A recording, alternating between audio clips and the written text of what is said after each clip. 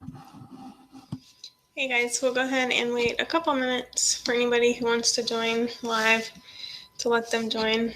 So I'll start at about 8:03.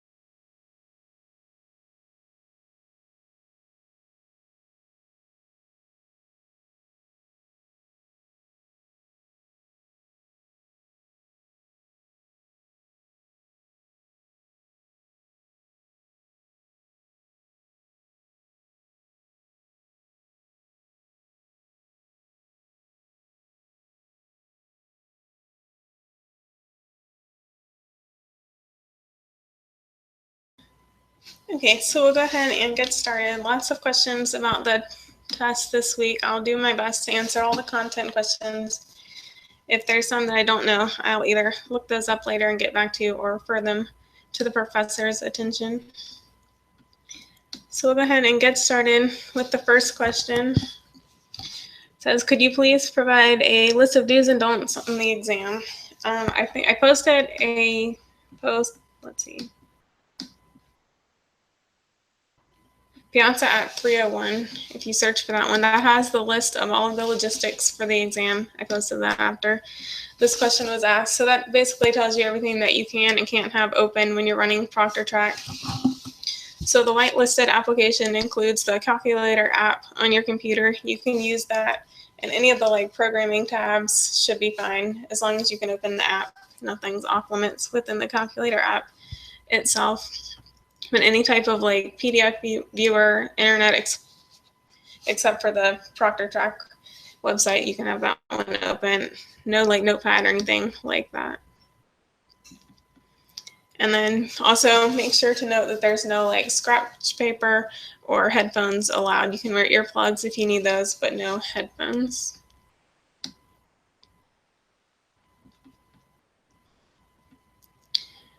Okay, so take a look at those for a closer list of do's and don'ts. That's the extensive list. So for question 2, specifically from sample questions, there are several required calculations. Avoiding pen and paper may cause trouble. Okay, so we're not going to allow pen and paper. That's one of the professor's guidelines. But for any of the questions, we don't have any kind of really extensive calculations that you need to write out with pen and paper. But any of the questions that will require a calculation, those will be the short answer questions. So you'll have a text box that you can type anything that you want in there as far as notes or calculations for that. And then the third question for that one, what's the grading criteria for multiple choice questions? Does the student need to pick all the correct options to get the credit? For the single multiple choice questions, obviously those are kind of all or nothing. There's one right answer and the others are all incorrect. For the select all multiple choice, there will be partial credit.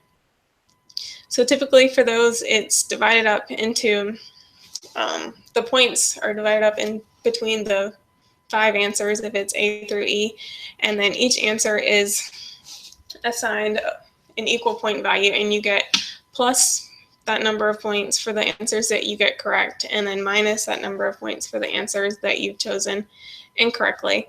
So that's kind of to keep you from just guessing everything and getting credit for all of the correct ones. So you'll get penalized for any that you select that are wrong, but there's definitely partial credit available there.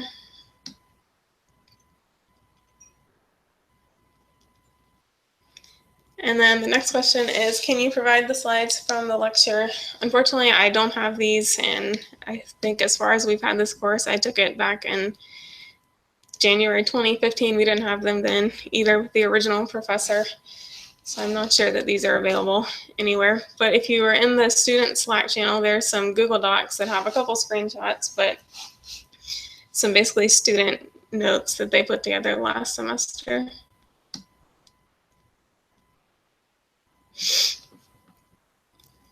Okay, and then the next one, during office hours, can you give the class a flavor of what type calculations will be asked on the exam? Also, what types of questions will be short answer versus multiple choice? Okay, so as far as what type of calculations, I'm not going to go into too much detail on that one, but it won't be anything overly complex. You're not going to have to run any detailed algorithm and give the output of that. It might be some basic calculations similar to what you've seen in the quizzes throughout the Udacity lectures. And then what type of questions will be short answer versus multiple choice? The short answers will be mostly the calculation type questions, or like look at a diagram and pick something out. They'll all be objective answers. It won't be like a subjective essay question asking you to explain anything.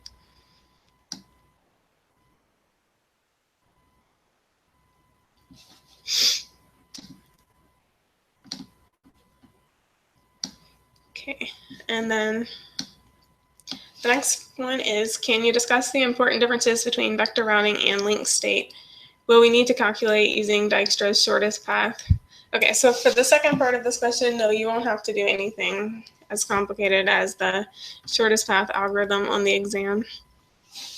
As far as vector routing and linked state, vector routing is kind of similar to what we did with the spanning tree. There's differences, but it's similar in the fact that like each node is sending multiple distance vectors to each of its neighbors, and then the neighboring routers are computing cost to each destination based on the shortest path available, but the routing information is only exchanged between like directly connected neighbors, kind of like we could only send the messages between directly connected switches.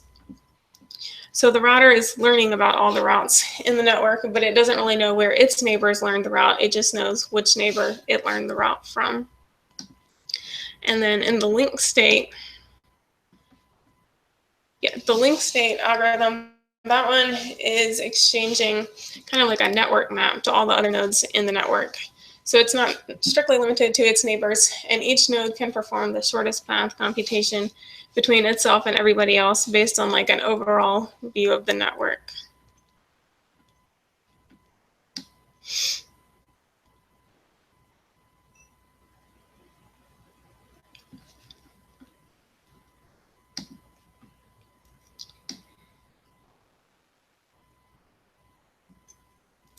Okay, and then the next one, can you please discuss CIDR? Is the math on the CIDR quiz the following? And the question is, how many IP addresses are in a /22 prefix? And the answer is 2 to the 10. It is 10 because 32-bit minus 22 equals 10. And yes, that's the correct math. So basically for your subnets, when it's asking you the number of subnets, you'll start with your IPv4 address as the 32-bit. And then if it's the 22 subnet, that means the first 22 bits will be part of your subnet, and then you can change the remaining 10 bits in your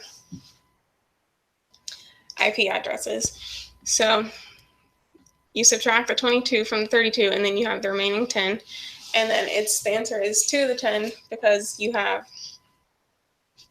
10 blanks, and they each have 2 options each, either 0 or 1. And then based on like the permutations, it's 2 to the 10 for the answer.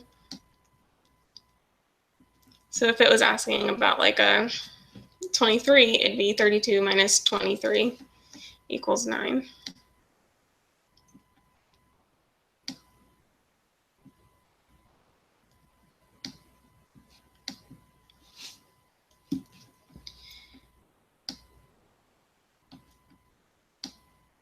Okay, and then the next question, can you discuss tries and some of the quizzes in the videos? Please explain the answers to these quizzes, particularly the second one below. Okay, so Maria posted one really good resource on tries last semester, but I don't think she shared this semester. So after that, I will look it up and post to you guys, and that'll give you kind of a good overview and secondary resource for that. For the first question, suppose we have a direct try with the first level 16 bits, second level 8 bits, and third level 8 bits. How many memory accesses per lookup? And it's 3, 1 per level. So that's the answer to the first one. So if you had 2 levels, it would be 2.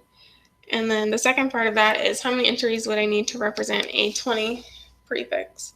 And the answer is 16. And that comes from the first level is 16 bits, and the second level is 8 bits. So the second level of the try will represent the /24 prefixes. And then when you're looking at how many /24 prefixes are in /20, which is what the question is asking, it would be 24 minus 20, and 2 to the 4 equals 16 is your final entry. So again, I'll post the resource link that Maria had shared last semester, and I think that might help you get a better understanding overall for some different examples.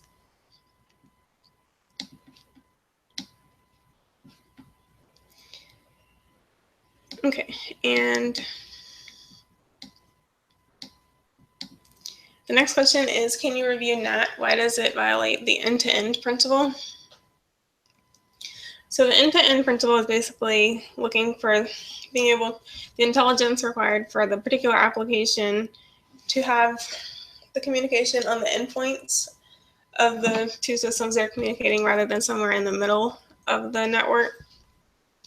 But with NAT, we have basically the router is taking the private IPs that are in like your home network that aren't accessible on the public network, and then translating that like private IP and private port to a public IP and a public port that's accessible directly from anybody else on the other end of the communication system.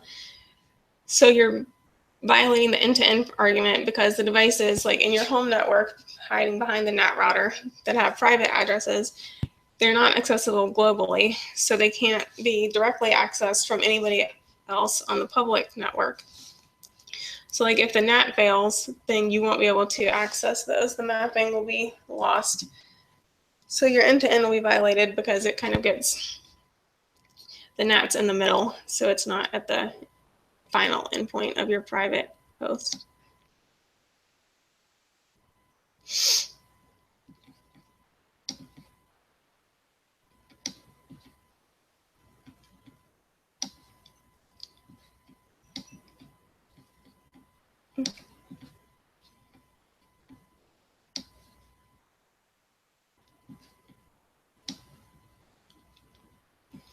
Okay, so the next question is, can you review what multi-homing is and why it's used? So I can answer this one kind of at a high level. I'm not 100% sure on the details of this one, so I'll refer this one to Maria and see if she can provide a more detailed answer. But at a high level, multi-homing is basically when you're connecting a particular host to multiple networks. And usually it's done to improve reliability or performance, or kind of cut down on cost if like certain destinations are cheaper to be routed through one network provider than another. You can connect to both, and then depending on the destination, choose which one to use to cut down on your cost. But I think, as far as I know, the most common reason for using multi-homing is the resiliency. If one network provider fails, you can immediately switch over to the second one.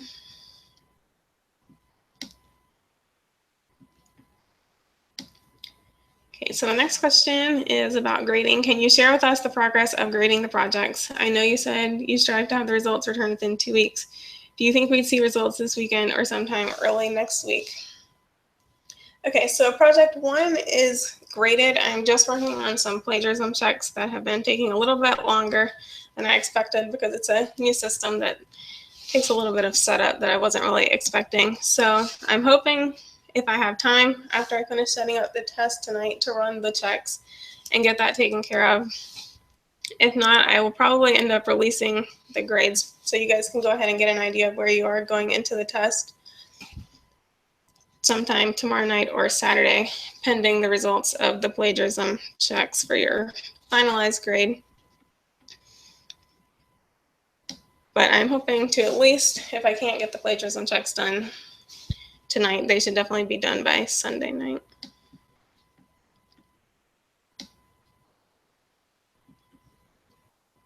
But I think project 2 will take a little bit more time, so that one will definitely not be out this weekend. But I think we have one more week before the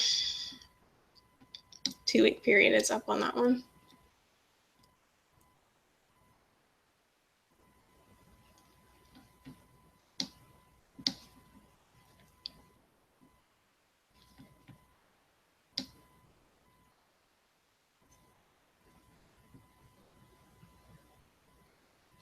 Okay, and the next question is related to test preparation question 6. So let me go back and refresh on that question.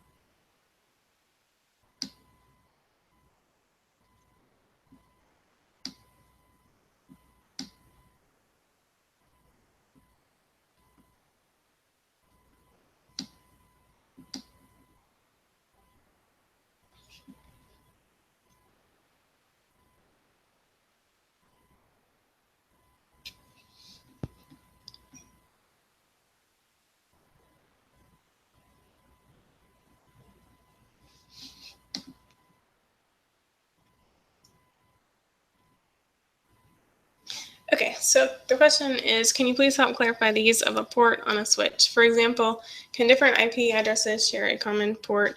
How is the port number used on a host? Okay, so in this example, each of the switches or hosts, they each have their own IP. So it'll be one IP per device for this example. And then each of the ports are used to connect to a different switch, which will have a different IP address.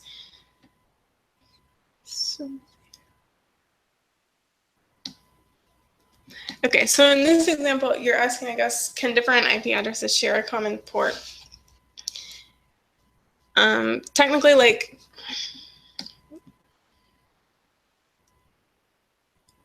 okay, since there's one IP address per switch, they can all, I guess, use in this example, like they're all using ports like switch 1, ports 1 or 2. And that can be the same across different IP addresses. But it's kind of like in project 1 where your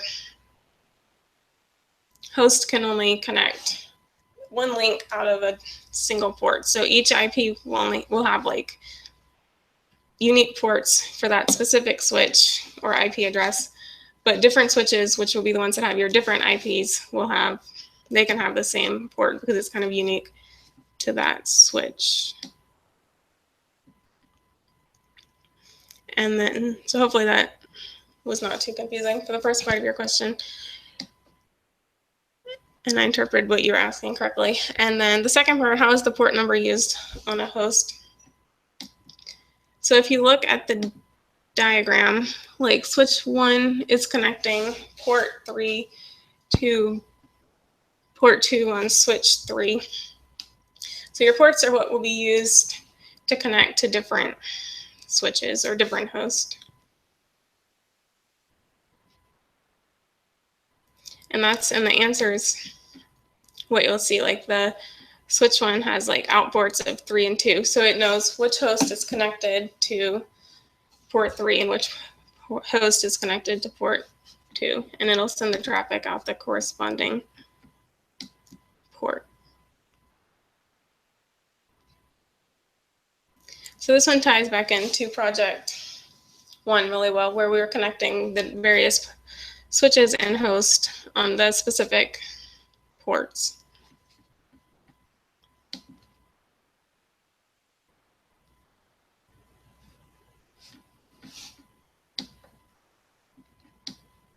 Okay, cool. Looks like that answered your question.